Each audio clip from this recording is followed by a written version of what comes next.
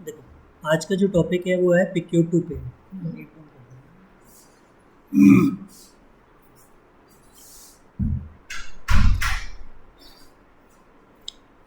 देखो, आज का जो टॉपिक है वो है आपका पिक्योर टू पे। ठीक है। पिक्योर टू पे क्या होता है, मतलब क्या रहता है आपका, मतलब आपने मतलब परचे पिक्योर मतलब आप मटेरियल को मंगा रहे हो, उसके बाद उसका पेमेंट कर रहे हो। ठीक है, तो पिक्योर टू पे कहते हैं इसको। इसमें क्या रहता है कि जैसे कि फॉर एग्जांपल इस स्टोर में आप जाते हो किसी में, ठीक है, स्टोर में कल को आपको किसी एक नई मटेरियल की रिक्वायरमेंट है। ठीक है, या तो वो ऑलरेडी पहले से मटेरियल कोड बना हुआ होगा उसका, या फिर अगर मटेरियल कोड बना हुआ होगा तो स्टॉक में होगा तो वो आपको मटेरियल दे देगा। अगर फॉर बाई चांस कोई नया मटेरियल है आपका, स्टॉक में भी नहीं है, नया मटेरियल है, तो सबसे पहले तो आप क्या करोगे, मटेरियल कोड बनाओगे उसका पहले। ठीक है, मटेरियल कोड बनाओगे, फिर उसके बाद क्या करोगे, इसकी रिक्वेस्ट जनरेट करोगे। जिसको आप रिक्वेस्ट जनरेट करोगे वो करोगे परचेज रिक्वेजिशन से। ठीक है, परचेज रिक्वेजिशन क्या है, परचेज रिक्वेजिशन आपका एक इंटरनल डॉक्यूमेंट है। इंटरनल मतलब कंपनी की प्रीमिसेस के अंदर ही यूज़ होता है, वो अपने कंपनी के लिए ही यूज़ कर सकते हैं, आउटसाइड द कंपनी नहीं यूज़ होता है। जब कभी भी आपको किसी भी मेटल की रिक्वायरमेंट है तो आपकी परचेज रिक्वेजिशन बनाना पड़ेगा। परचेज रिक्वेजिशन को आप एज ए एस्टिमेट भी यूज़ कर सकते हो, क्योंकि वहाँ पे ना कोई कॉस्ट है ना फिक्स नहीं है। अब जो परचेज रिक्वेजिशन में आपने कॉस्ट डाल दी, ऐसे ज़रूरी नहीं है कि वो कॉस्ट कम भी हो सकती है, ज़्यादा भी हो सकती है। आप जैसे कि अपने घर का सामान लेने जाते हो तो भी एक रैंडम कॉस्ट डाल देते हो, उसी तरीके से अगर कोई नया मटेरियल है तो आप भी एक रैंडम कॉस्ट डाल दोगे, इससे ज़्यादा का नहीं होगा ये। ठीक है, अब रिक्वेस्ट आ गई, परचेज रिक्वेजिशन से क्रिएट हो गई, मेटल कोड क्रिएट कर दिया आपने। हाँ घनश्याम, नमस्ते नमस्ते।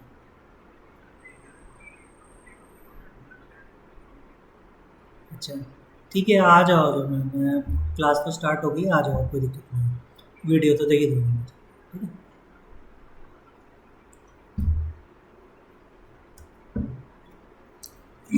ठीक है, तो आप क्या करोगे, आप क्या करोगे, आपने सबसे पहले रिक्वेस्ट क्रिएट कर दी, मेरे को 100 क्वांटिटी इसकी किस मेटल की चाहिए। जैसे आप यहाँ देख रहे हो, सबसे पहले क्या है, प्लांट के पास रिक्वेस्ट आई, प्लांट ने एक रिक्वेस्ट क्रिएट कर दी, किनकी, 2 मटेरियल की। ठीक है, किसी परचेज ऑर्गेनाइजेशन में। अब रिक्वेस्ट तो मेरे पास आ गई, अब मेरे पास उनका कोई वेंडर नहीं है। ठीक है, मेरे पास वेंडर नहीं है तो मैं क्या करूँगा, जो परचेज रिक्वेजिशन मेरा बनाया है, मैंने रिक्वेस्ट बनाई है, उसके बिहाफ पे मैं रिक्वेस्ट फॉर कोटेशन बना दूँगा, कोटेशन क्रिएट कर दूँगा। कोटेशन बनाने का जो टी कोड रहता है वो ME41 रहता है। पीआर पहले बनती है। हाँ, PR पहले बनती है। नहीं, जैसे मतलब रिक्वेस्ट आई तो सिस्टम पे पीआर पहले PR पहले बनती है। हाँ, बट मोस्टली हमें जब कोटेशन या जब हमारे पास कोटेशन वैसे तो कोई बनाता नहीं है, किसी भी कंपनी में जाओगे कोटेशन बनता ही नहीं, क्योंकि क्या है ना, हर एक का अपना कोटेशन का अलग प्रोसेस रहता है। हर कंपनी ना अपनी मैनुअल तरीके से लेती है, क्योंकि उनके क्या है ना, डॉक्यूमेंट टाइप होते हैं। जैसे किसी गवर्नमेंट के लोग हैं तो गवर्नमेंट का कोटेशन टाइप ही अलग है, टर्म्स एंड कंडीशन होती हैं, डेट टाइम रहता है, पेमेंट टर्म्स रहते हैं, तो वो इतना सब इसमें आता नहीं है। इसमें तो जस्ट एक मतलब इसमें क्या होता है, मेटल कोड के अगेंस्ट में आप कंपेयर कर सकते हो, रेट डाल सकते हो, कोटेशन नंबर क्रिएट कर सकते हो। पर लेकिन क्या है, गवर्नमेंट को या आपकी खुद की कंपनी को अलग अलग प्रोसेस करने पड़ते हैं। फॉर एग्जांपल प्राइस लेना है किसी से, तो नेगोशिएशन भी हो सकता है उसके अंदर। नेगोशिएशन के बाद पेमेंट कब से लेके कब तक का रहेगा, तो ये सब बहुत सारी चीज़ें होती हैं। तो ज़्यादातर कंपनी बनाती नहीं है, सिर्फ रिक्वेस्ट क्रिएट करती हैं, उसके बाद वेंडर फाइंड कर लेते हैं और डायरेक्टली वेंडर को परचेज ऑर्डर कर देते हैं। ठीक है, ज़्यादातर मैंने तो नहीं देखा कोटेशन हर कंपनी बनाती है। कोटेशन बेस जब लेती है, जब रेट एग्रीमेंट एक्सपायर वगैरह हो गया, वो तो एग्रीमेंट फिर तो रिवाइज होता है, रिवाइज होता है। अगर वो एक्सपायर के कोई नहीं। जैसे हमें रिक्वेस्ट आती है तो सबसे पहले वेंडर हमें उस टाइम में पता चल जाता है। हाँ, तो वो तो आपका कॉन्ट्रैक्ट रिवाइज होता है ना। 2 तरीके के कॉन्ट्रैक्ट रहते हैं आपके। एक तो कॉन्ट्रैक्ट रहता है कि जो आपने आज रेट लिया है उसका 6 महीने का रेट है आपके पास, तो आप 6 महीने तक उसी रेट पे लेंगे। कल को 6 महीने चले जाएंगे तो आप कंपनी से कहोगे, या तो एग्जिस्टिंग कॉन्ट्रैक्ट को आप रिवाइज करोगे, तो आप जो 6 महीने की रेट है आप उसको 9 महीने कर दोगे या 12 महीने कर दोगे और रेट चेंज कर दोगे। ठीक है, ये एग्जिस्टिंग कॉन्ट्रैक्ट है। अगर वो कहेगा कि नहीं मेरे को एक फ्रेश कॉन्ट्रैक्ट बनाना है, तो आप जो पुराना बना हुआ उसको छोड़ के एक नया बनाओगे उसको। ठीक है ना, 2 तरीके के होते हैं। क्योंकि क्या है कि कुछ कुछ लोग का क्या कहते हैं, वो जब भी कॉन्ट्रैक्ट बनाते हैं तो नया कॉन्ट्रैक्ट बना देते हैं, पुराना रिन्यूअल नहीं कराते। रिन्यूअल के चांसेस थोड़े कम रहते हैं, कोई इतना लंबा कॉन्ट्रैक्ट नहीं चलाता है। अब मैं अपने एक ही कॉन्ट्रैक्ट को 2 साल 3 साल 4 साल रिवाइज लूँगा, कल को ऑडिटर मुझसे पूछेगा भैया आप रिवाइज क्यों करवा रहे हो, आपने नया क्यों नहीं लिया उस मैं मेरी कंपनी को आपको जब कभी ऑडिटर होगा, आप भी ऑडिट करोगे किसी से, तो आप उसी वेंडर को क्यों रिवाइज करवा के दे रहे हो, आप नए से ले लेते हो, कोई कम रेट का दे रहा है या फिर आप उससे कुछ रिलेट करते हो जो आप उसी से मंगा रहे हो मटेरियल को। तो कंपनी क्या करती है, हमेशा कंपैरिजन में 2 या 3 वेंडर रखती है। इसने ये रेट दिया था, इसने ये रेट दिया था, इसने ये रेट दिया था, इसके ब्याह पे इसका कम रेट था, इसीलिए हमने इसको सेलेक्ट किया। कल को पेपर चाहिए होते हैं ना वहाँ पर। अब आपकी कंपनी है, अगर कल को आप एक मतलब आपका मैनेजर है, अगर मैनेजर सिंगल वेंडर से ही चीज़ें मंगाएगा तो आपको ये लगेगा ना इसका कुछ है। ऑडिटर भी तो यही पूछ सकता है ना, कल को आप इसी से क्यों मंगा रहे हो, 2-3 वेंडर फाइंड करके लाओ, उसके रेट कंपैरिजन के बाद को लो ना। कैसे हो सकता है कि अगर सिंगल वेंडर से ही हम लेना चाहते हैं बट ऑडिट में ना दिखाने के लिए हम नहीं, फिर भी ऑडिटर आपसे कहेगा अब दो वेंडर तो फिर भी कंपैरिजन में रखो। कोटेशन वगैरह उनके आरएफक्यू भी तो देखने पड़ेंगे। हाँ, इसमें भी बना सकते हो, मैनुअल भी बना सकते हो। ऐसे भी आरएफक्यू हाँ, कोटेशन वगैरह। तो ये कोटेशन ही हो रहा है आपका। यहाँ रिक्वेस्ट फॉर कोटेशन पे जाओगे, इसमें परचेज रिक्विजिशन की रेफरेंस में वेंडर ए को भेज दोगे, बी को भेज दोगे, सी को भेज दोगे। किसमें मटेरियल कौन से, ये दोनों मटेरियल है। जैसे आप उसको सेंड करोगे फिर वो आपको रेट देगा। एसएपी के थ्रू ही सेंड करते हैं या आप ईमेल? एसएपी के थ्रू चला जाएगा, उनके उस पे चला जाएगा। हाँ, मेल आप वेंडर के अंदर देखते हो ना ईमेल आईडी का ऑप्शन आता है। हाँ, तो उस ईमेल आईडी से आप अपना, अभी तो क्या इसमें तो सर्वर के अंदर वो नहीं होता है, अलाउ नहीं कर देता है सेटिंग में, तो वो है ना आपका जो बेसिस वाला होगा ना वो सर्वर को अलाउ कर देगा, तो डायरेक्टली मेल पे चला जाएगा वो डॉक्यूमेंट बन के। ठीक है, तो इसने क्या किया, कोटेशन के अंदर वेंडर ए, वेंडर बी और वेंडर सी को भेज दिया। ठीक है, अब जैसे ही भेजा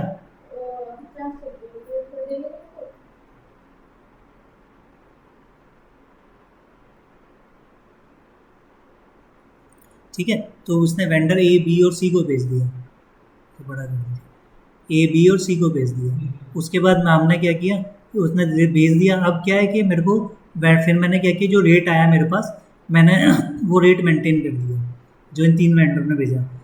एक ने दिया 100 रुपीज़, एक ने दिया 110, एक ने दिया 120 रुपीज़। मैंने क्या किया, फिर मैंने गया इसके बाद मैंने ये रेट मेंटेन कर दिया इसमें ME47 में। फिर उसके बाद मैंने प्राइस कंपेयर करा तो इसमें जो ये दोनों को रिजेक्ट कर दिया, इसको सेलेक्ट कर लिया। अब मैं क्या कोटेशन से ही डायरेक्टली परचेज ऑर्डर बना दूंगा कोटेशन के रेफरेंस में, तो ये परचेज ऑर्डर बन जाएगा। या फिर आप क्या कर सकते हो, कोटेशन के रेफरेंस में इन्फो रिकॉर्ड भी अपडेट कर सकते हो। जैसे आपने इन्फो रिकॉर्ड बनाया था, उसमें तीसरा ऑप्शन जो आता है कोटेशन नंबर पूछता है वो आपसे। इन्फो रिकॉर्ड में जब रेट वेट नेट प्राइस डाल देते हैं उसके ऊपर कंडीशन आती है, उसके नीचे कोटेशन का नंबर पूछता है वो आपसे। हाँ। वो कोटेशन का, अगर आपने कोटेशन के बेसिस पे रेट लिया है, उसका इन्फो रिकॉर्ड अपडेट कर रहे हो, तो आप उसमें कोटेशन नंबर मेंशन कर सकते हो। कोटेशन नंबर को देगी वेंडर देगी अपने? नहीं, जो इसमें नंबर जनरेट होगा ना कोटेशन, बनाते टाइम नहीं, जो कोटेशन नंबर जनरेट होगा ना, जैसे इसमें एससीबी में जो वो नंबर मेंशन करेगा।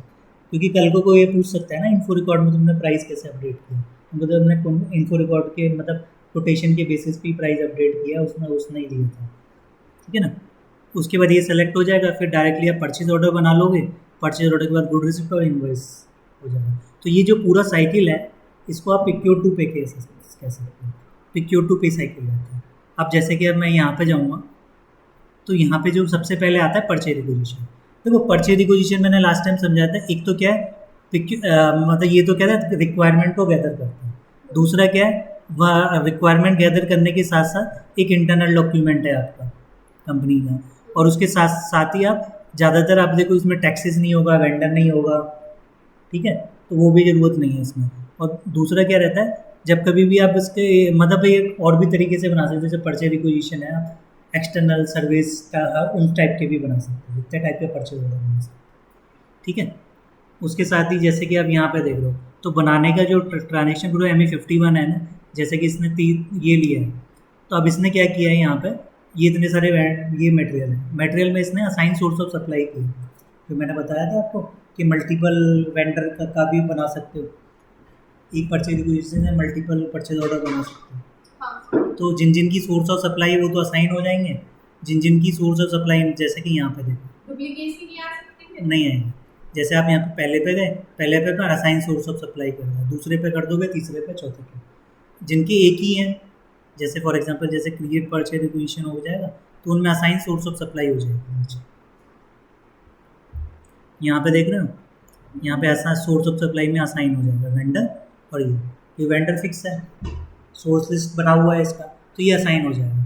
अब जिनका नहीं है, फॉर एग्जांपल कुछ ऐसे वेंडर भी तो होंगे जिनकी सोर्स ऑफ सप्लाई नहीं होंगी, जैसे देखो ये 3 मटेरियल, ये सारे मटेरियल थे, इसमें असाइन हो गए, इसमें असाइन हो गए, पर इन 3 में नहीं हो, तो इन 3 लाइन आइटम को मैं सेलेक्ट करके कोटेशन बना सकता हूँ। ठीक है, अब जैसे कैसे? सिस्टम में बना देते हैं। अभी हमने कितने मटेरियल बनाए, MM60 S बनाया था ना हमने, 2 मिनट एक ही बनाया, 1530 बनाया था। मैं ना 2 अलग मटेरियल बनाया था, एक मटेरियल बना लेते जिसमें असाइन सोर्स ऑफ सप्लाई बना रखा है हमने पहले का, और एक के लिए नया वेंडर भेजते हैं 01।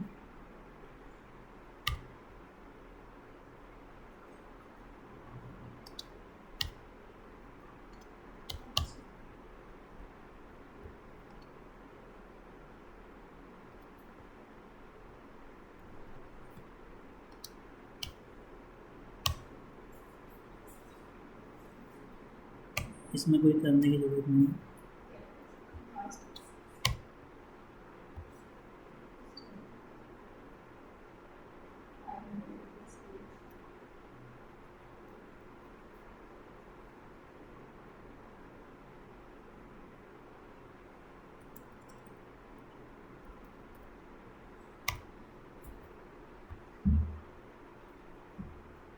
ठीक है,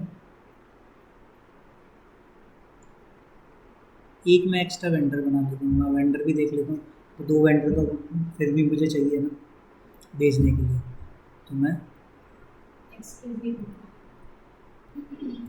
XK01 में जाऊँ, एक वेंडर को वेट कर लेता हूँ। ठीक है, ये इसका सेम ले सकते हैं? वेंडर में कोई दिक्कत नहीं है इसमें।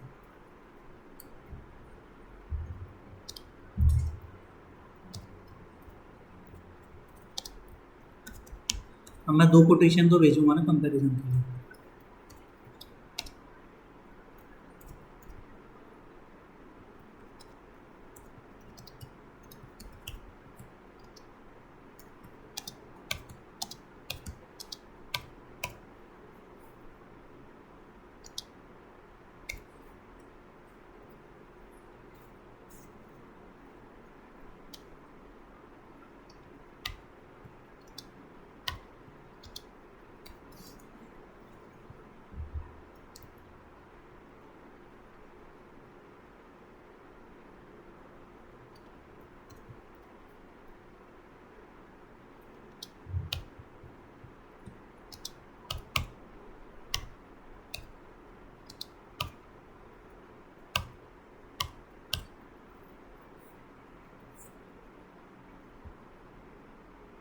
ठीक है, ये बन गया।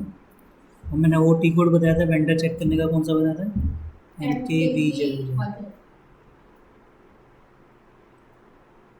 देखो अब यहाँ पे ना परचेज ऑर्गेनाइजेशन के अगेंस्ट में दिखा रहा है, पर मेरे को तो 2 बनाए थे ना, एक ये बनाया, एक ये बनाया। ठीक है ना, अब मैं क्या करता हूँ, जो 2 मटेरियल बनाए हैं ना मैंने, एक में तो मैंने इन्फो रिकॉर्ड और सोर्स अपडेट कर रखा है, एक का वो करके, तो मैं 2 मटेरियल लिया ना, एक परचेज रिक्वेजिशन में ले लेता हूँ। ME51N टी कोड है आपका,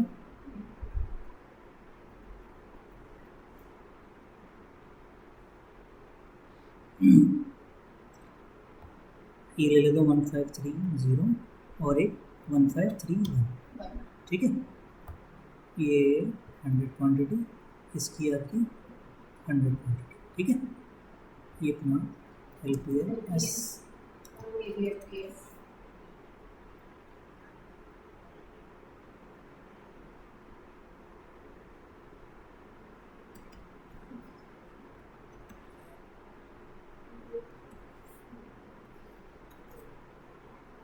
ठीक है,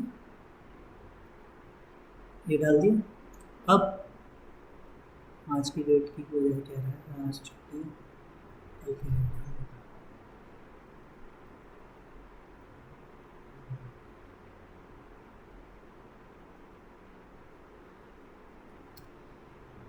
ठीक है, अब देखो पहले वाले पे गया हूँ, पहले आइटम आ गया, यहाँ पर असाइन सोर्स ऑफ सप्लाई कर दूँगा, हो गया।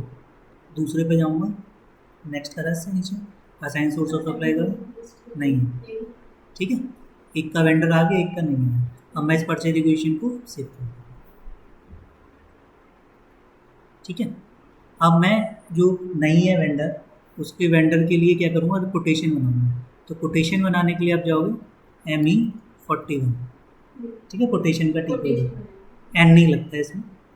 अब यहाँ पे आ रहा है, ये टाइप रहते हैं, टाइप आप खुद के बना सकते हो, ये स्टैंडर्ड टाइप है, कंपनी खुद के भी बना सकती है जैसे इसमें।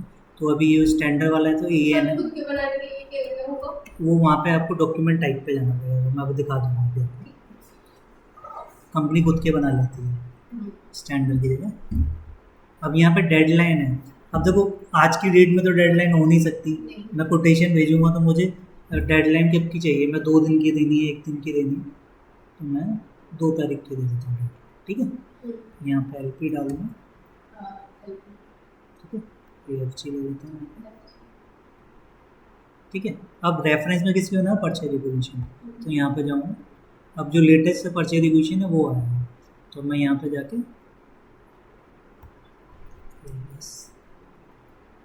इस पर टिक कर दूँगा।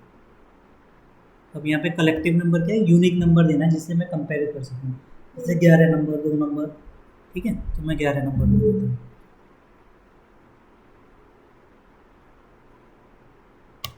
ठीक है, अब देखो पहले का तो मैं वेंडर पहले से है, सिर्फ मुझे अब 1 वाले का चाहिए, तो मैं इस पर सेलेक्ट करूँगा पूरे को। ठीक है, एडॉप्ट डिटेल पे क्लिक करूँगा। ठीक है, उसके बाद एंटर करूँगा यहाँ पर।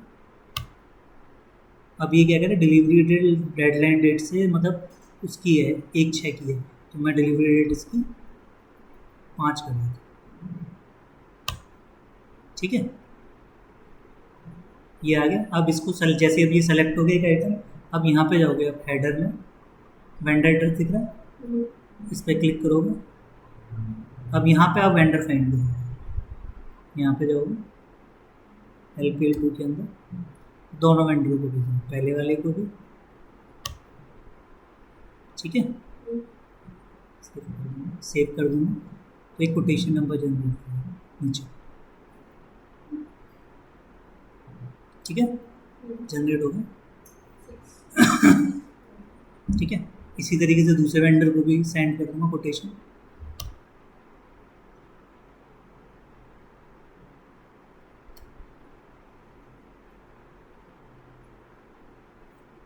ठीक है, 2 हो गए कोटेशन, बस यहाँ पे काम होगा, इसको क्रॉस कर देना, बाहर चले जाना बैक वाले बटन में, इतना हो गया। अब क्या करूँगा मैं, अगर मेरे पास कल को उसने मुझे प्राइस दे दी, मैं कोटेशन तो सेंड कर दिया, अब मुझे प्राइस मेंटेन करनी, तो हम यहाँ पे ME47 पे जाऊँगा। ठीक है, कोटेशन नंबर पहले 29,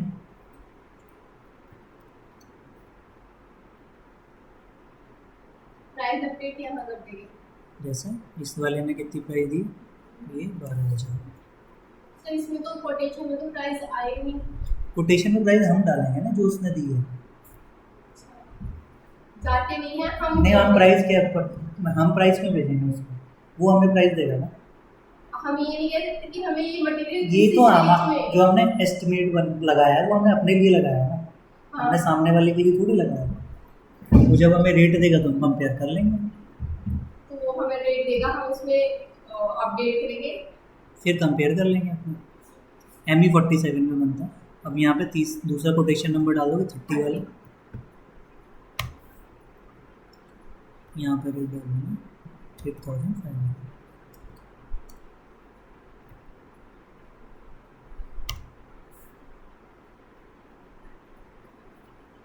ठीक है, उसके बाद कोटेशन हो गया। अब कंपेयर करने के लिए ME49 पे जाओगे, अब यहाँ पे कलेक्टिव नंबर हमने क्या डाला था 11, है ना, तो 11 यहाँ डालोगे और कंपेयर करोगे।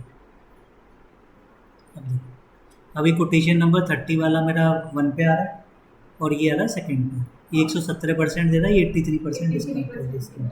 तो ये मेरा कंपैरिजन हो गया। अब मैं क्या कर सकता हूँ, सबसे पहले अब एक परचेज रिक्विजिशन से दोनों चीज़ें बनाते हैं आपका। देखो ME21N पे जाओगे आप,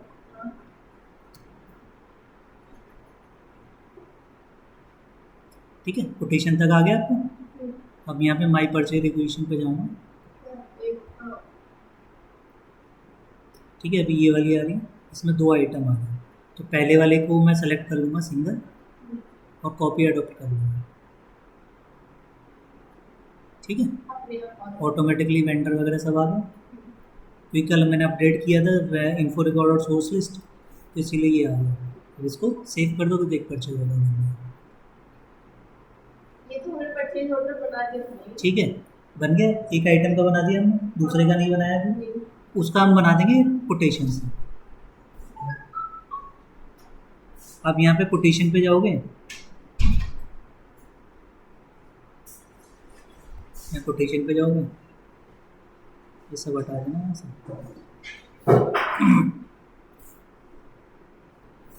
जितने वीडियो दिए थे वो पढ़ लिया आपने? एक और मैंने अपलोड किया है कल का, ठीक है ना।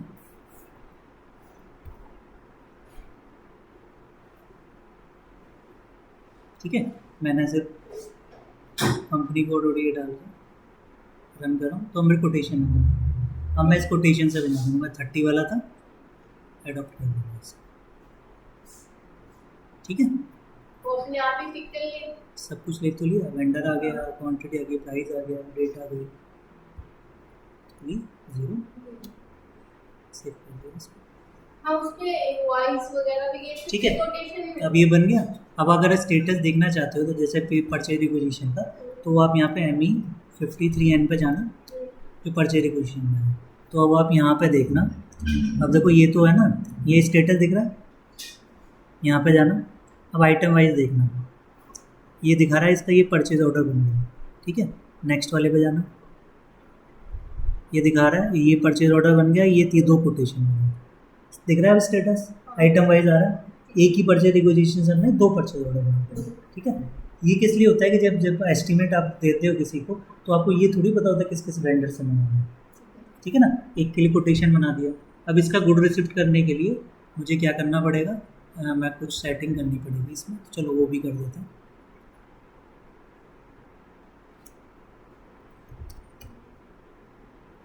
जैसे ये वाला बनाता हूँ, अब इसमें कुछ एरर आएंगे, वो मैं ठीक कर देता हूँ। अब गुड रिसिप्ट के लिए आप ट्रांजैक्शन कोड यूज़ करें, MIGO मीगो,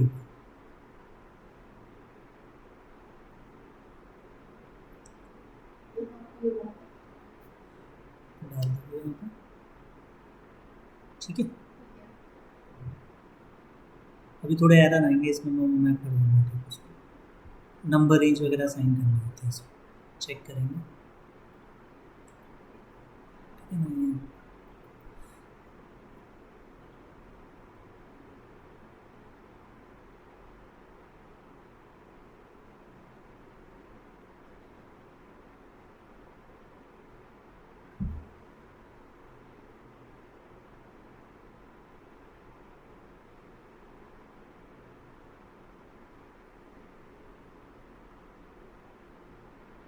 यहाँ पे ना ईयर डिफाइन करनी होती है, तो यहाँ पे बहुत सारे नंबर बने हुए हैं, आप चाहो तो यहाँ पे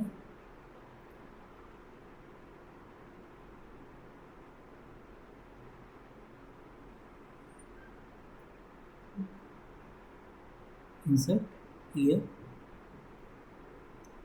2026, इंटरवल मतलब जो डॉक्यूमेंट नंबर जनरेट होते हैं ना, उनकी सीरीज जनरेट होती है।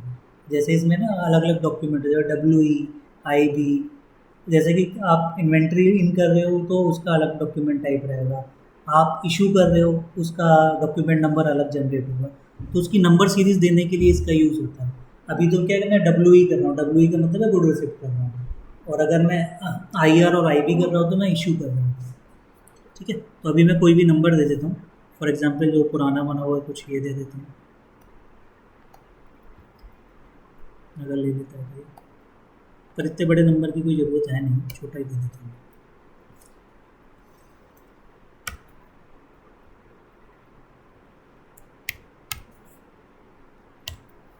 ठीक है, छोटा नंबर दे देता हूँ।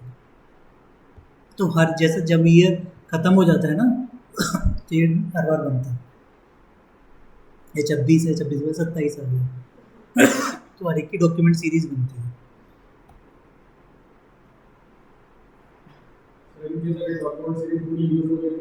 क्या वो उसका काम है बेसिस वाले का, से है ना अलग अलग सीरीज आ रही है, तो मैं इन सबको इसी से असाइन कर देता हूँ। इसका कलर चेंज होगा तो मैं इन सबको इसी से असाइन कर देता हूँ, क्योंकि मैं फिर वो ज़रूरत नहीं पड़ेगी।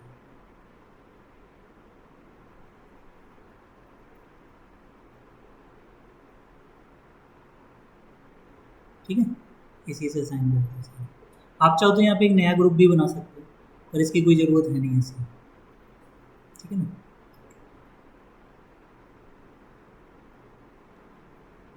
अब दोबारा चेक करेंगे यहाँ पे, चेक करेंगे, एक एरर हट जाएगा, दूसरा आ जाएगा। ग्रीन हो गया, पोस्ट करके देखते हैं, इसमें डेट का भी तो इंटरवल का एरर आएगा इसमें, पोस्टिंग पीरियड ओपन नहीं है।